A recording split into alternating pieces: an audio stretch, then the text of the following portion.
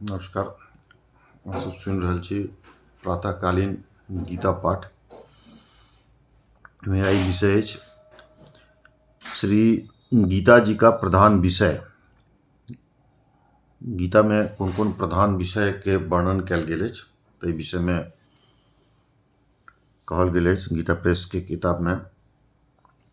श्री गीता जी में भगवान ने अपनी प्राप्ति के लिए मुख्य दो मार्ग बतलाए हैं, एक सांख्य योग, दूसरा कर्म योग। उसमें पहला संपूर्ण पदार्थ मृग तृष्णा के जल की भांति अथवा स्वप्न की दृष्टि से सदृश महामय होने से माया के कार्य रूप संपूर्ण गुण ही गुणों में बरतते हैं। ऐसे में समझकर मन, इंद्रियों और शरीर द्वारा होने वाले संपूर्ण कर्मों में कर्तापन के अभिमान से रहित होना तथा सर्वव्यापी सच्चिदानंद घन परमात्मा के स्वरूप में एकाकी भाव से नित्य स्थित रहते हुए एक सच्चिदानंद घन वासुदेव के सिवाय अन्य किसी के भी होने पने का भाव न रखना, यह तो सांख्य योग का साधन है।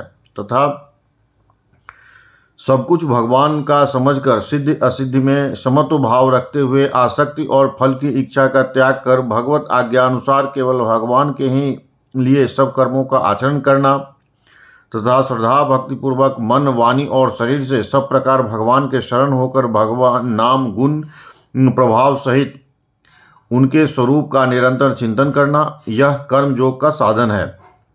उक्त दोनों साधनों का परिणाम एक होने के कारण वे वास्तव में अभिन्न माने गए हैं, परंतु साधन काल में अधिकारी भेद से दोनों का भेद होने के कारण दोनों मार्ग भिन्न भिन्न बतलाए गए हैं।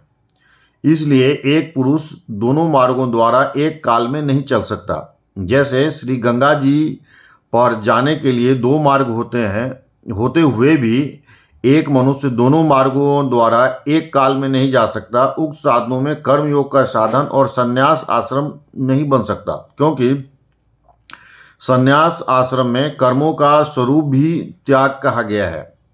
सांख्य योग का साधन सभी आश्रमों में बन सकता है। यदि कहो कि सांख्य योग को भगवान ने संन्यास के नाम से कहा है, इसलिए उसका संन्यास आश्रम में ही अधिकार है, गृहस्थ में नहीं, तो यह कहना ठीक नहीं है। क्योंकि दूसरे अध्याय में श्लोक 11 से 30 तक जो सांख्य निष्ठा का उपदेश दिया गया है, उसके अनुसार श्री भगवान ने जगह जगह अर्जुन को युद्ध करने की योग्यता दिखलाई है। यदि गृहस्थ में सांख्य योग का अधिकार ही नहीं होता तो भगवान का इस प्रकार कहना कैसे बन सकता है। हाँ, इतनी विशेषता अवश्य है कि सांख्य मार्ग का अधिकारी देहाभिमान से रहित होना चाहते हैं, क्योंकि जब तक शरीर में अहंग भाव रहता है तब तक सांख्य योग का साधन भली प्रकार समझ में नहीं आता। इसी से भगवान ने सांख्य योग को कठिन बतलाया है। साधन में सुलभ होने के कारण अर्जुन के प्रति जगह जगह कहा गया है कि तू निरंतर मेरा चिंतन करता हुआ कर्म का आचरण कर। तो इस प्रकार जो गीता में दो मुख्य विषय कर्मयोग और सांख्य योग के वर्णन कयल गेल अछि, ताहि विषय पर अतः प्रकाश डालल गेल अछि। सुनय के लेल बहुत बहुत धन्यवाद।